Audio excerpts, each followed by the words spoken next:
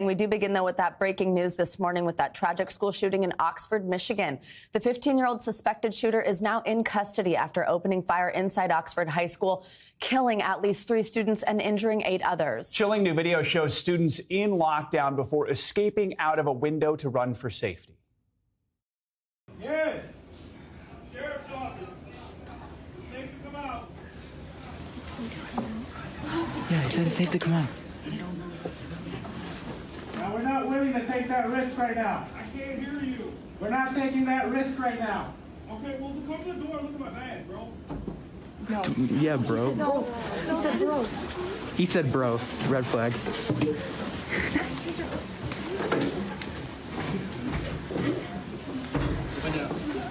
Go.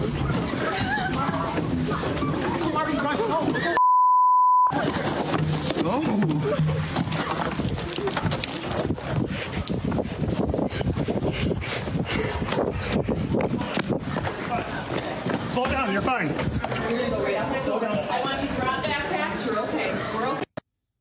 Police are now investigating the motive behind the attack, but the sheriff says the suspect has been advised by his parents not to talk to authorities. NBC News correspondent SHAQUILLE Brewster joins us now from Oxford, Michigan, with the latest on the shooting. So, Shaq, good morning. First of all, what can you tell us about how this shooting unfolded, and what are we learning about the victims and those who were injured in this attack? Hi there, Joe. Yeah, another American tragedy in another American school, and this time those shots rang out just before 1 p.m. yesterday afternoon in the school behind me. Authorities say about 15 to 20 shots were fired and claiming the lives of 3 students, seriously injuring another 8. And overnight, we're learning the identity of those 3 students who lost their lives. It was 16-year-old Tate Meyer, 18-year-old Hannah St. Juliana, and 17-year-old Madison Baldwin. Now, 7 are waking up in the hospital today. We know that 3 of them are in critical condition. 1 is also on a ventilator, according to authorities in their press conference yesterday. And for this community, it was another heartbreaking situation, including when you heard from the governor yesterday getting emotional during her press conference. It is an unimaginable tragedy, and I just wanted to be here because I think this is an important moment for us to support one another, to support this community, and I want to thank our first responders again.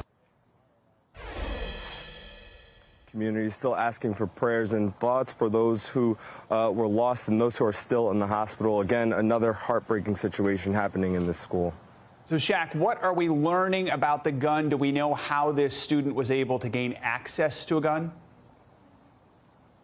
Well, that's still part of the investigation right now, but we do know that that gun was purchased just days ago, and the suspect apparently posted photos with that weapon on social media. Now, again, this is all part of the investigation, and including the idea of how it got into the school.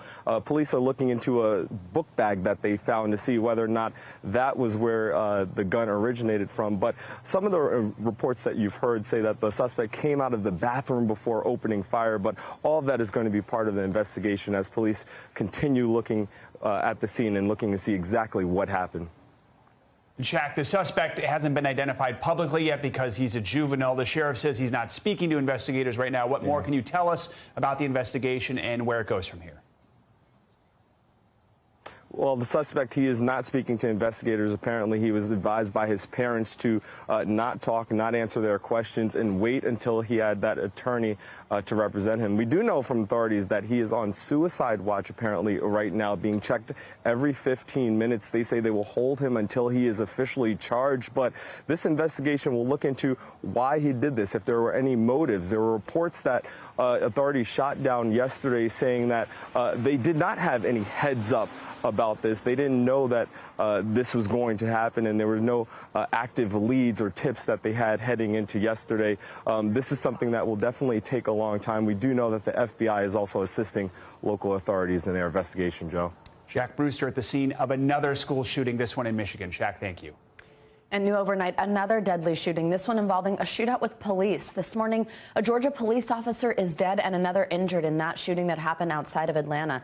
It happened in Clayton County, Georgia last night when the officers were called to reports of gunfire and a possible domestic incident at a home there. When officers arrived, there was a wild gunfight with the suspect and a foot chase.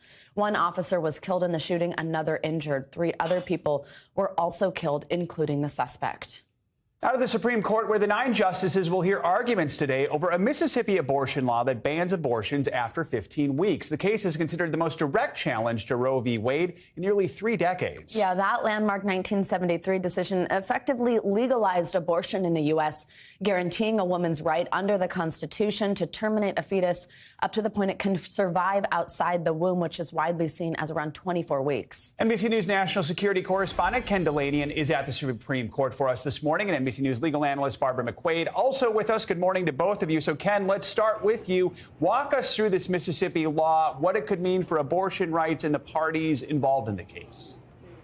Good morning, Joe. This law was passed back in 2018, and it has been blocked by the lower courts. And as you mentioned, it bans most abortions until after the 15th week of pregnancy. And the reason that's significant is because Roe versus Wade allows or prohibits abortion bans before viability, which is considered 22 to 24 weeks. And this is the first time the Supreme Court has even entertained arguments explicitly about a law banning abortion before viability. And that's why people on both sides of the argument believe that this is the greatest threat to Roe v. Wade since it was decided in 1973, and you have perhaps the most conservative Supreme Court in history, and that's why people are so worried about it, Joe.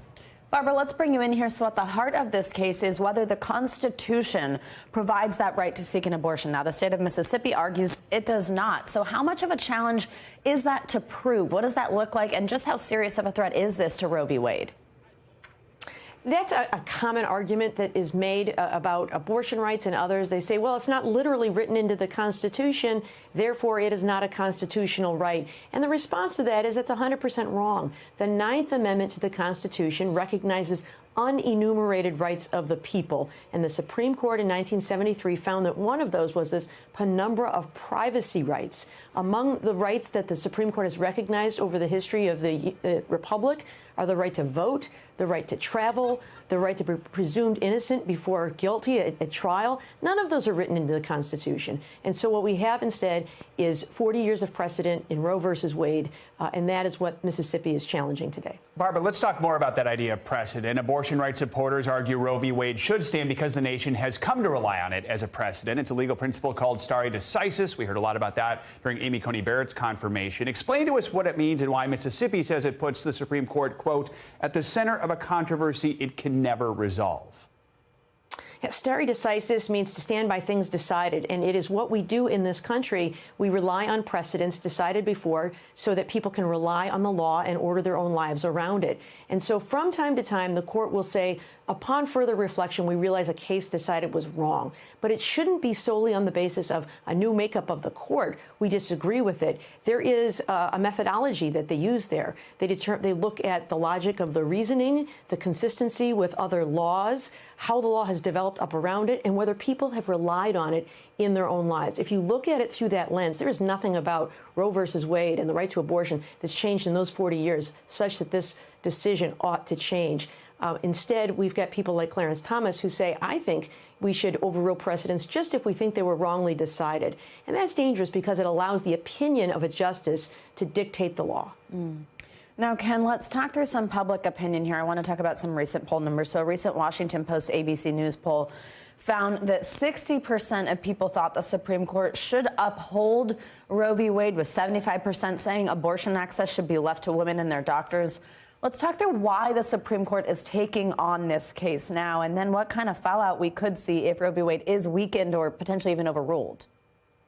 Yeah, that's right, Savannah, and that's consistent with a recent NBC News poll, which found that around 54% of Americans believe that abortion should be legal in most cases. And the simple answer is the reason the Supreme Court is taking it is because there are 6 conservative justices, and this is perhaps the greatest chance since Roe was decided that it could be overturned, and the implications are enormous. 12 states, including Mississippi, have trigger laws that would essentially impose abortion bans upon the moment that Roe v. Wade is overturned, if it is overturned. And experts believe about half the states at the end of the day would impose some kind of restriction or ban on abortion. And of course, that's not going to affect people with money who could just fly to the states where abortion remains legal. It would affect largely poor women who don't have that option, Savannah. So big implications here today at the Supreme Court. All right, Ken, Barbara, thank you both for your expertise and analysis. Across the country this morning, health experts are searching for the new Omicron variant. It's already expected to be in the U.S., despite no cases being reported yet. At least 20 countries have confirmed cases of the Omicron variant. Most of those are in Europe. This comes as the U.S. considers stepping up its testing requirements for foreign travelers, while also telling people in this country to get their booster shot now. This time, scientists say it's still too early to tell how the Omicron variant will impact the United States. NBC News correspondent Aaron McLaughlin takes us inside a San Diego lab to learn more about this new strain.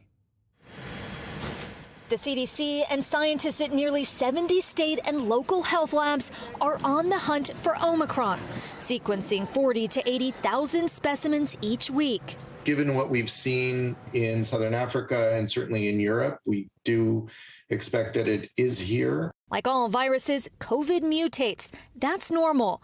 But what has experts concerned is the high number of mutations in the Omicron variant, which attaches to human cells, making it more transmissible to others. We were invited inside the labs at UC San Diego, where scientists are sequencing positive COVID tests to check for the mutated virus. We get a lot of Delta right now. It's pretty much everything that we have in the lab coming through is Delta. In the lab, scientists take a COVID-positive sample and look for what's known as an S dropout, meaning the virus's spike protein is so mutated that it can't be detected. That tells them they could be dealing with a variant such as Omicron. How likely is it that you're going to find it? Oh, we'll find it eventually. It's just a matter of how soon. Here, the virus hunting starts at the sewer. For months, this team has been collecting and sequencing sewage samples from UC San Diego and elementary schools across the city. It's a way of detecting asymptomatic infection early. By sequencing the wastewater and understanding what particular variants are in our community, it allows us to understand whether there's a variant of concern that has arrived. Although no signs of Omicron so far, scientists say it's only a matter of time before it's found inside the United States. Here at UC San Diego, they're poised to be among the first to find it. Savannah and Joe. All right, Aaron McLaughlin, thank you. Now, there are, of course, still so many questions about the Omicron variant, so let's bring in Dr. ANAND SWAMINATHAN. He's an assistant professor of emergency medicine at St. Joseph's Health. Dr. SWAMINATHAN, always great to have you. Thanks for joining us. So now we know Omicron was present in days before doctors in southern Africa confirmed this new strain there. That's where we first heard of it, but now we know it existed elsewhere. Here's first what Dr. Anthony Fauci said about the research into Omicron's transmission yesterday. That process will take likely 2 weeks or more, perhaps even sooner, depending upon how well the virus grows. Those are just a few of the things that will take a couple of weeks to a few weeks to learn. And when we do find that, we'll have a much better picture of what the challenge is that's ahead of us. So he says there will have a much better picture. What does that mean? What are we going to learn about this variant as we study its transmission, especially that we know now that it's been spreading for a while? What are you hoping to know? I think there's three things that we're trying to learn. And these are the same three things that we've been trying to learn since we heard about Omicron. Is it more transmissible? And there's some data that hints at more transmissibility, which makes it worrisome, but we don't really know yet.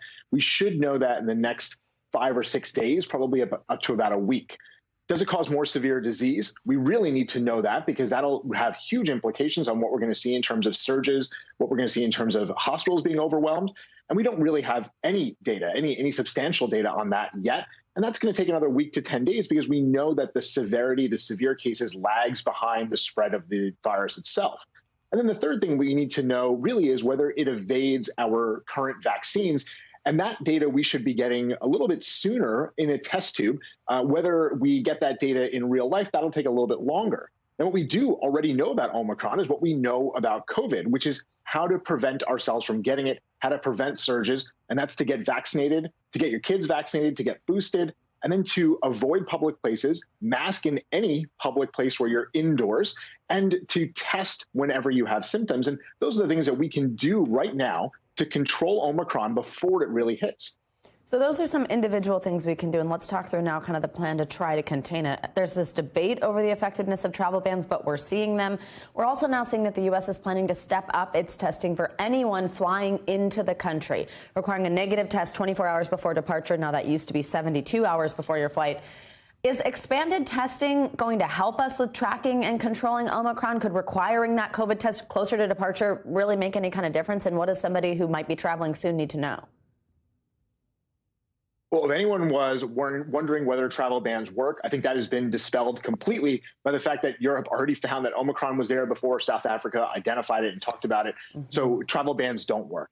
Now, will moving this up to 24 hours make sense? It does make sense because of the shorter incubation periods of some of these variants. So making that test closer to when the travel occurs, maybe also having a test on the other end when you land in the United States, that makes sense. But it really makes sense if we had a good control over the virus already. If we had low rates in the U.S., then preventing people coming in with COVID makes sense. But that's not where we are. We have moderate to high transmission in much of the United States.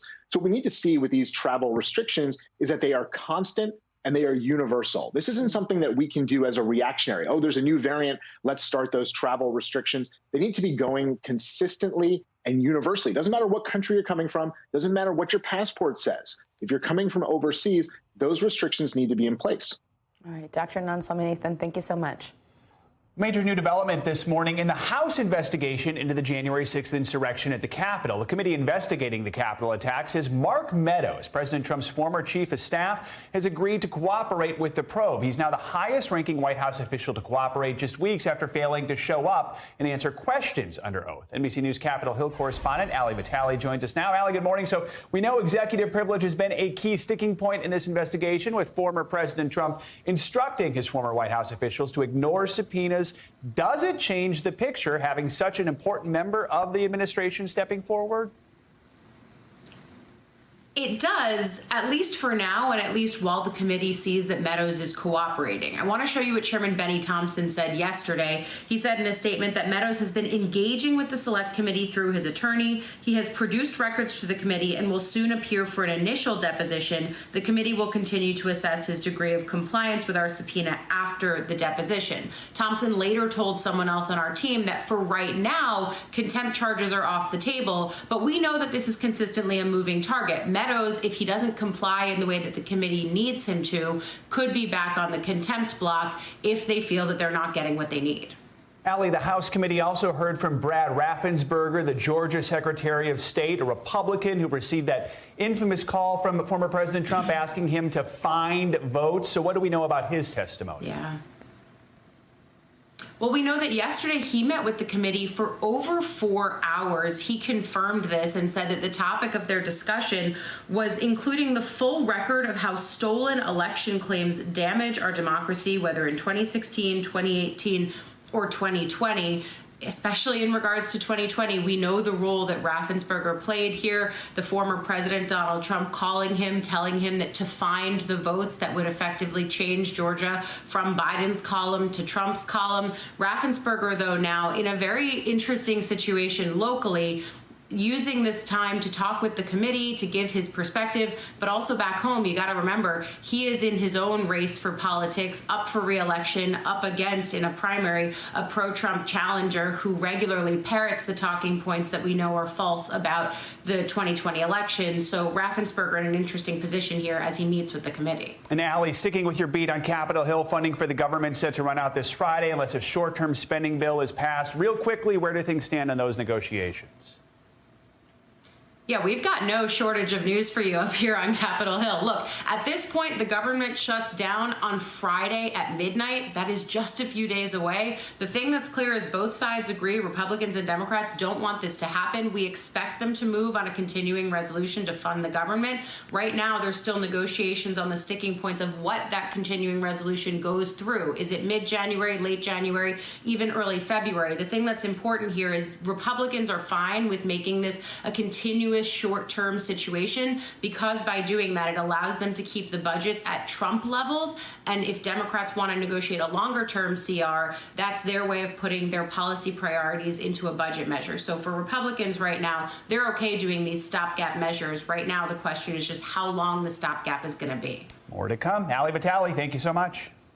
CNN has suspended anchor Chris Cuomo indefinitely. This comes after newly released transcripts and text messages revealed more about his role in defending his brother, former Governor Andrew Cuomo, against allegations of sexual misconduct. NBC News correspondent Ann Thompson has the latest. CNN suspending Chris Cuomo indefinitely for the role he played in shaping former New York Governor Andrew Cuomo's defense. Here's what we know.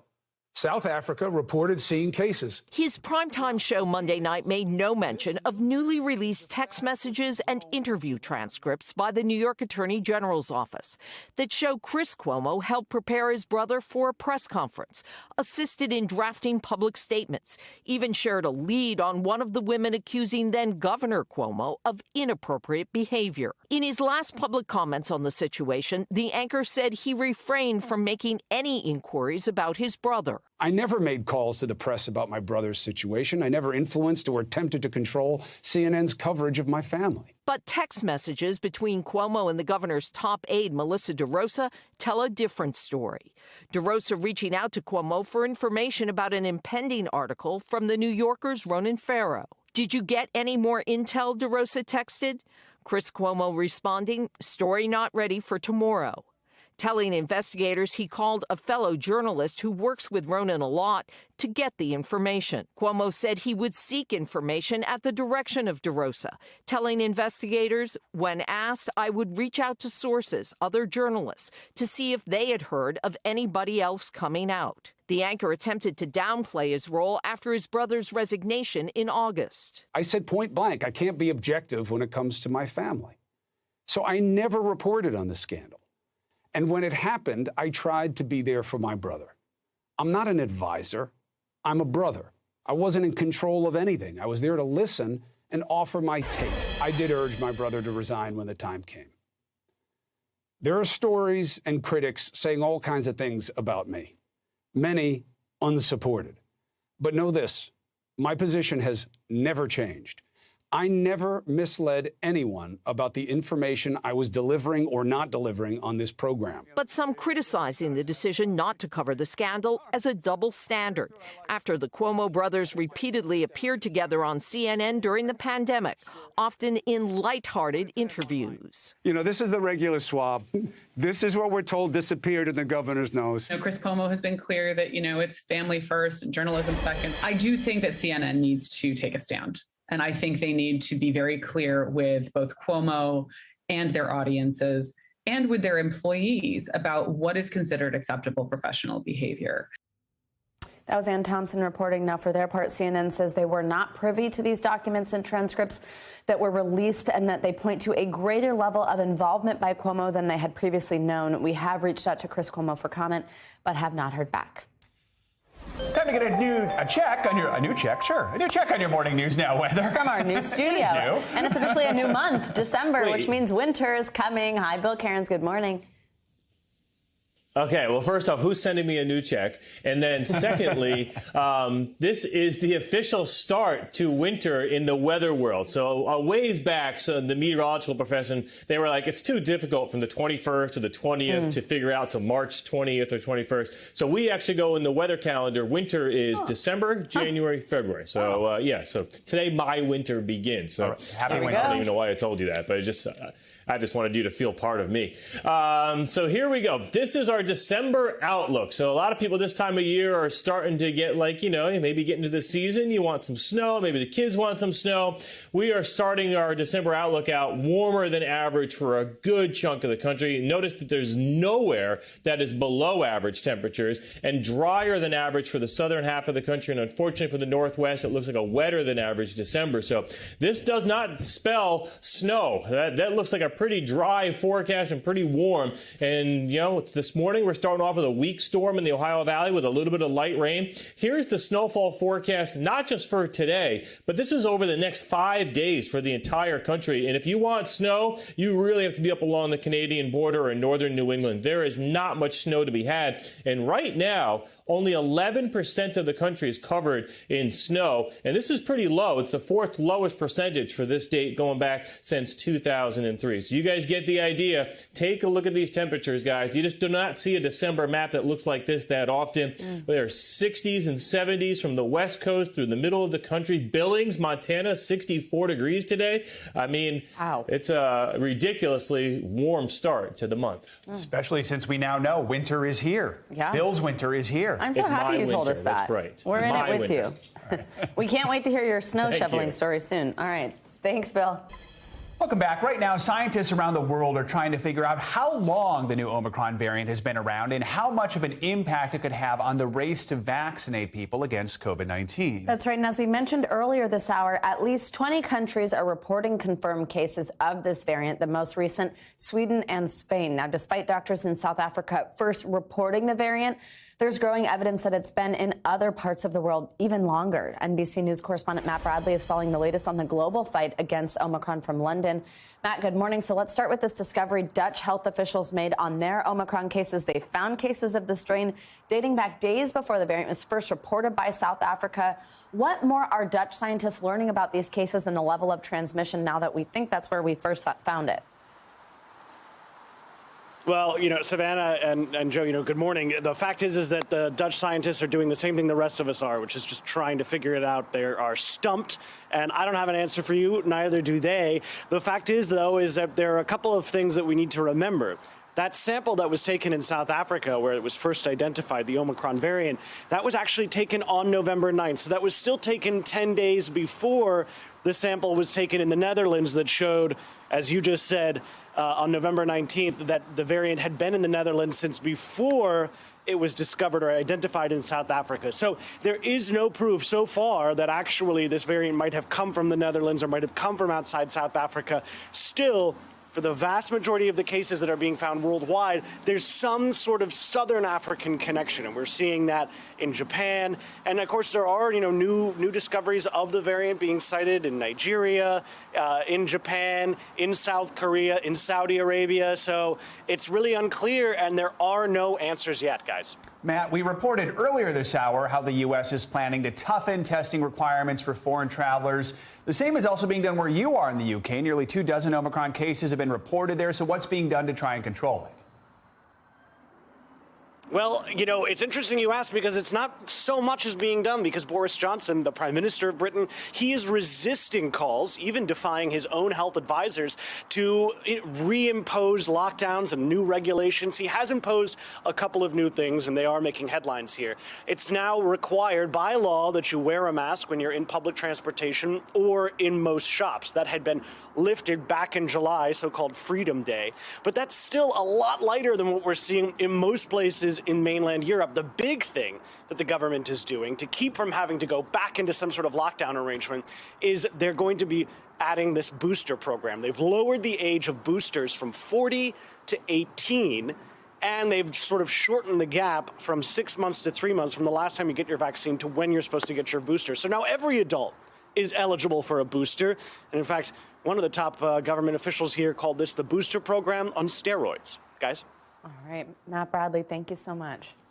Let's take a look at what else is making news around the world this morning. Matt Bodner is with us today from Moscow. Hey, Matt, good morning.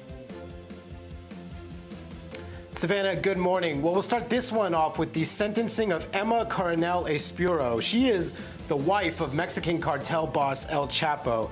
She was sentenced yesterday by the U.S. to 3 years in prison and 4 years under supervised release as part of drug trafficking and money laundering charges. She pleaded guilty to those charges in June, and she will receive credit for time already served. She will also forfeit $1.5 million. Moving along now to India, where the capital of Delhi saw new records for poor air quality last month. The city charted 11 days of severe air pollution in November, up from 10 days in the same month in 2016. More to the point, though, residents of Delhi did not see a single day with good air quality ratings for the entire month. And we wrap things up this hour with some fashion biopic news. The Gucci family is lashing out at that new film, House of Gucci, starring, of course, Adam Driver and Lady Gaga, among a few others. It's a pretty good cast. The family is criticizing the film for portraying them as hooligans. This came in a letter that was first published by Italy's ANSA news agency. Lady Gaga's character, Patrizia Reggiani, was convicted in 1995 of having her husband, that would be Adam Driver's character, Maurizio Gucci, assassinated. So I didn't know that. I'm going to go watch this movie. See you guys in an hour. All right. Yeah, I can't check back. wait to see it actually. And hooligans is... Yeah. Well, yeah. There you go. There you go. All right, Drama. thank you, Matt. Thanks, Matt. Lakers fans are waking up disappointed this morning. The team says LeBron James will enter the NBA's COVID-19 health and safety protocols, missing several games. What does that mean? Well, it's not entirely clear. There's no official confirmation yet on whether James has actually tested positive for COVID.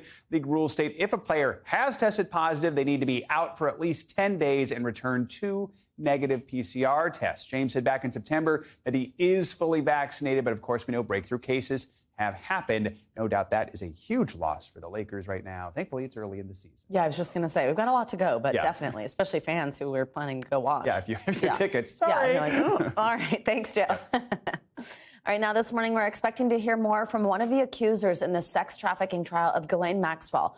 The jury heard testimony from her yesterday, as well as another key witness in the case. NBC News correspondent for investigations Tom Winter has been following this, and he joins us now from outside the courthouse in Manhattan. Tom, good morning. So let's, of course, start with that key witness. Jeffrey Epstein's former pilot, that was where we started yesterday, resumed his testimony. What did we learn there? Right, so Larry Fisowski, who's this longtime pilot of his, somebody who flew the infamous Boeing 727 jet, that's the one that took all the celebrities around. And as we heard from him yesterday, he took around 2 former presidents, both former President Bill Clinton as well as former President Donald Trump, aboard the aircraft. He testified to who he saw on that aircraft. A couple of interesting things came up. One, he testified that he did remember Virginia Roberts, now Virginia Giuffre, who's a victim who's obviously come forward, spoken to NBC News and a number of other news organizations. Also remembered the victim who testified yesterday, Jane, remembered her for her piercing blue eyes, having seen her personally in court yesterday. She definitely has blue eyes, so that might have an impact on the jury. But his testimony focused on a couple of different things, including in his cross-examination by the defense, whether or not he had ever seen any sort of illegal sexual activity or sexual activity at all. He says he didn't, but he also did say, look, I'm up front flying the plane and the door's closed. So it's not something where he would be back kind of conversing and being involved with passengers when he's up there with his hands on the controls, Savannah. Right. I mean, that makes sense. All right. Now, Tom, the jury also heard from the first of the 4 accusers in this case. Obviously, these accusers are going to have powerful testimony. What did she say? Right. So this victim went by the name of Jane. That's her pseudonym. The judge was allowing the victims to come forward with a different name so that they're not identified publicly. They can maintain some privacy.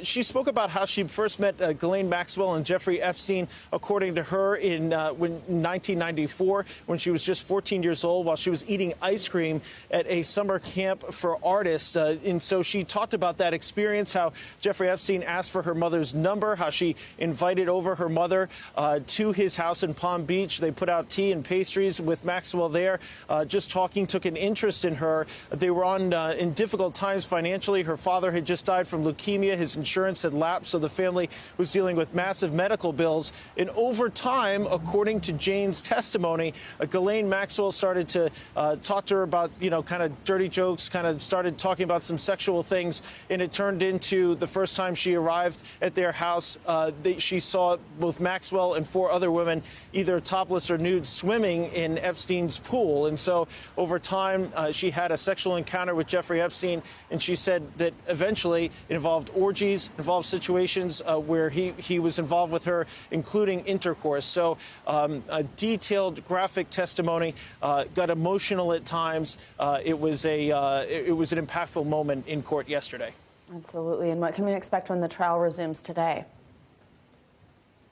Right, so Jane is going to be back on the stand, as you alluded to earlier. We had a series of late-night motions and letter filings in this case, as well as some testimony once the jury was out of court late yesterday. And so what prosecutors have said is, they said, look, you know, during the defense's opening statement, they went after our witnesses here. They went after our alleged victims here and questioned their memory and questioned their knowledge and remembering of what actually happened here. We have the ability to try to repair what they've said and repair their testimony. So they're going to try to bring in the brother of Jane this afternoon to talk about what Jane shared with him prior to her ever talking to the FBI. So we should expect more of those statements coming up, Savannah. All right, Tom Winter, we know you'll be on this for us. Thank you so much. Time for your weekly checkup. NBC News senior medical correspondent Dr. John Torres joins us now to discuss the latest health headlines you may have missed. Dr. Torres, good morning. So let's start with our first study. Poor sleep may negatively affect your blood sugar after meals. We already know, of course, sleep is important. Why should we be worried about blood sugar levels when we wake up? And this is something especially the morning crew never wants to hear about, because your sleep is always disrupted by your schedule. But it turns out that that disruption, that lack of sleep, could be causing poor blood glucose control. And without good blood glucose control, you can't keep things like diabetes under control. And essentially what they found out is poor sleep leads to higher blood glucose levels after a high carbohydrate, high sugar breakfast, which a lot of us tend to have. Longer sleep periods were associated with a lower blood glucose level. But they found out a couple of things as well, and this works into the doctor's orders here.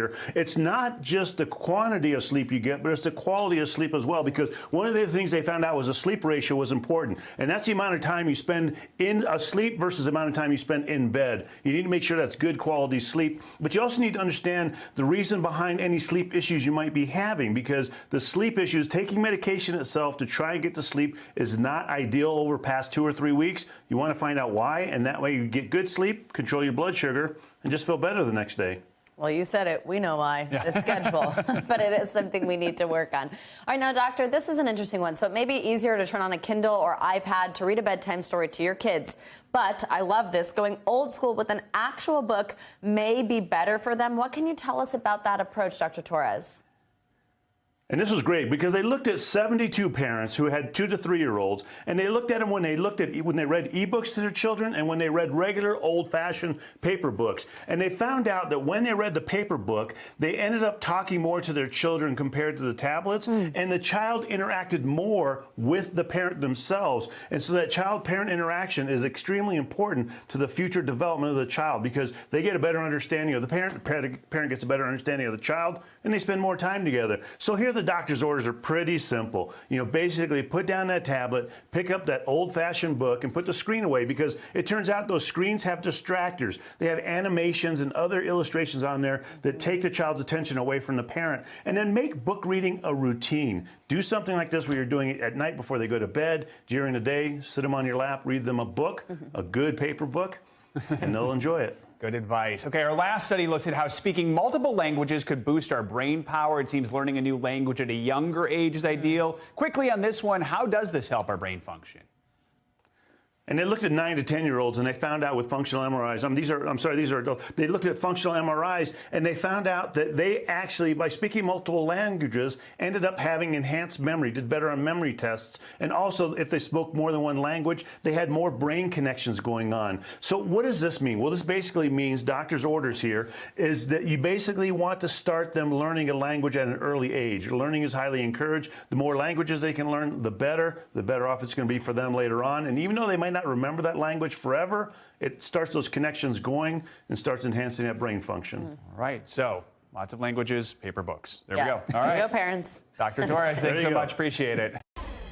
President Biden is expected to give remarks on the economy and the supply chain slowdown later today after unexpectedly delaying that speech on Monday. Yeah, the president met with some of the country's biggest retailers and grocers earlier this week to discuss the holiday shopping season and how crowded ports are impacting delivery times and item availability. NBC News White House correspondent Mike Memoli joins us now for more. Mike, good morning. Good to see you. So what can we expect to hear from President Biden today on the economy and these supply chain issues? Did his meeting with those major CEOs on Monday influence or change what he had originally planned to touch on and really the plan moving forward? Yeah, it was actually a strange moment on Monday when just minutes before, really, the president was supposed to give those remarks, the White House pulled it off the schedule. Part of the reason was because he had spoken earlier in the day on the Omicron variant, and the White House was concerned that really the president's message about what they consider some success stories as it relates to the supply chain challenges wouldn't get covered enough. And so that's why they're having the president deliver the remarks he was scheduled to deliver on Monday today, because part of the takeaway from the meeting he had with some of those major retailers was the way that the private sector has really worked hand in glove with the government to try to find ways to deal with these supply chain challenges. You see, for instance, one of the steps the White House was planning to discuss was the incentivization by a private shipper to more offloading of containers at off-peak hours, weekends and nights. And then when you combine that with the fact that the Department of Transportation is continuing to extending their relaxation of some of the regulations revolving around the hours that truckers can operate, you see sort of an example of that cooperation that leads to better results. The other thing we heard from some of those retailers was that despite some of the earlier concerns, there are stock shelves, and that's a success story that the White House wants to convey today. Now, the president was in Minnesota yesterday to advocate for his bipartisan infrastructure bill. What were some of the key takeaways, and how does that connect to the supply chain challenge? Yeah, obviously the White House is continuing to try to sell a major legislative achievement, the bipartisan infrastructure law. And what the president did was go to a technical and community college in Minnesota to talk about sort of the jobs of the future, especially in the manufacturing sector. The skills training that happens at community colleges like the ones that he was at is going to help actually be the gateway for a lot of more middle-class jobs. But the connection to the supply chain that was interesting was one of the technical skills training that happens at this community college was in the trucking industry. And because of the infrastructure law, there's going to be more funding for the kind of skills training and education for the truckers to get more of them employed. That's one of the issues we've seen with the supply chain, that there just aren't enough truckers on the road. We need more of them on the road, and they need higher salaries. And that's part of what the president argued is going to happen because of his new law. And Mike, quickly on the sauce, and the Biden administration is also, of course, dealing with the new Omicron variant. Is this at all impeding the president's ability to get the supply chain back on track and get his infrastructure bill passed? Yeah, there's a major concern, especially as it relates to government funding that needs to happen at the end of this week. And, of course, his efforts to pass the larger reconciliation measure, the human infrastructure proposal. We're now hearing from Republican lawmakers that they're threatening to really shut down the government over some of the vaccine mandates that the president has tried to implement. The White House is not backing away from this, of course, because of Omicron. They think these kind of mandates, these common sense steps to help public health are only more important. And what the White House press secretary yesterday, Jen Psaki, called this was absurd. All right, Mike Memoli, thank you so much. Time now for our CNBC Money Minute, the biggest financial headlines of the day and why they matter to you. Bertha Coombs is with us. Hey, Bertha, good morning. Hey, good morning, Joe and Savannah. PayPal CEO says use of the company's buy now, pay later option surged on Black Friday. Tells CNBC's Jim Cramer that the installment service did some 750,000 transactions on that day alone and recorded more than $1 billion worth of volume in November. PayPal launched that service called Pay in 4 last year, allowing people to pay for certain purchases over 4 interest-free payments. Meantime, Twitter is banning the sharing of personal photos and video on its platform without the consent of the person involved. Twitter's policies already prohibit the sharing of other private information, such as addresses and phone numbers. The new policy won't generally apply to images or videos from large public gatherings, such as sporting events or protests, but if someone does protest about a private picture, that will get taken down. Meantime, iRobot releasing a holiday-themed update for the Roomba to help it handle extra cleaning demands. The company says the latest models can now clean around Christmas trees, picking up stray pine needles without disturbing the tree or the presents. They say they can also detect loose shoes or socks on the floor.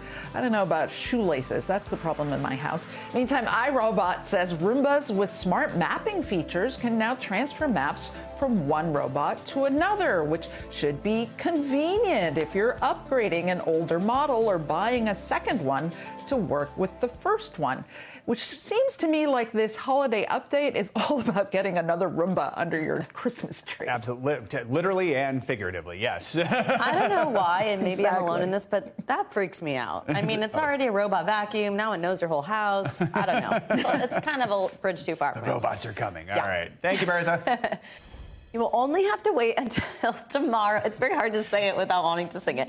Until exactly tomorrow to check out this year's big holiday musical event, Annie Live. I sat down with 4 of the stars of the musical. They say rehearsals have been intense with long hours. They know they've only got one shot, one show on live TV with millions watching. But as I witnessed firsthand, it's no hard knock life. They're still having plenty of fun. The cast of Annie Live knows this trip to Easy Street comes amid tough times, but they think you're going to like it here. It's a show about hope and unrelenting optimism at a time where it is very, very difficult to be hopeful or optimistic. And I think that those themes are going to ring very true with our audience at this particular moment in time. Harry Connick Jr. stars as Daddy Warbucks, Nicole Scherzinger will grace the stage as Grace, and Titus Burgess and Megan Hilty will play the con artist couple Brewster and Lily St. James. When you first started rehearsing, did you guys click right away? What was it like? I mean, Titus and I got along pretty well. I'm still feeling it out with this one on the right. Right now it's public.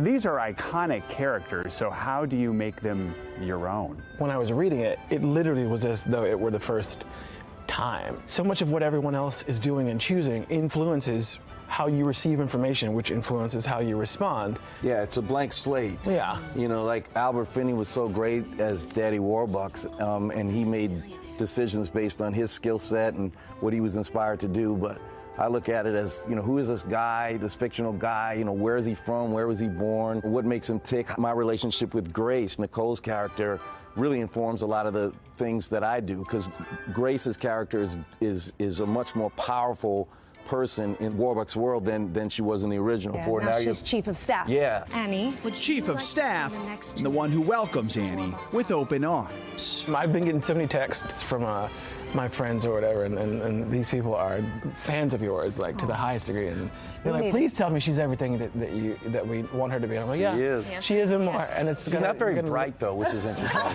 Like all of those things she can do talent-wise. But I look good under bright. Yes, you do. Yeah. There's one thing they all agree on, their love for Selena Smith, the 12-year-old picked to play Little Orphan Annie. She's pure magic. Like from the moment I heard her singing, she's going to make people want to weep tears of joy several times throughout the evening. What does it mean to be able to take this show that is such a Broadway legend and put it out there for people all across the country to see at this time when we're starting to get back into having Broadway shows? You can turn on the TV and see these athletes at the top of their game all the time, in any sport really, but it's not so often you can turn on the TV and see musical theater and the best possible people producing it. Bringing the theater to the homes, right there in the couches. We don't need to repeat that. But I said it more clear. Yeah. They'll use mine actually in the edit. The great thing about television is the power of the editor, and that they mine can was just in take one things line. out. That's what I do. One line. I'm so glad they're capturing their true relationship. Hilarious. Yeah. I should note there's no editor in live television. That's right. No. An amusing look behind the scenes as the cast of Annie prepares to go live. Favorite Annie song? Maybe. Well, for Grace, it would be We Got Annie. Always Then I would about say Grace. Maybe. Yes, you're welcome. Always comes back to you. But you know what? If you break down them lyrics to Tomorrow. I would have to agree with her today. It is absolutely Tomorrow. Final answer, maybe. Yeah. Which he sings a version that's unbelievable. Mine's a little nugget, but his is like a real nice meal. And we end with a compliment. I asked the cast if they were nervous about the fact that it's one show live. Nicole said a little, but that nerves are a good thing. Harry said it's like walking a tightrope, and he kind of thrives on that. So in short, they're excited. They're going to be joined, of course, by Taraji P. Henson, who's playing Miss Hannigan, and the 12-year-old showstopper, Selena Smith, a phenom, will be playing Annie. And you can watch it live on NBC, you guessed it, tomorrow. I bet you could do it.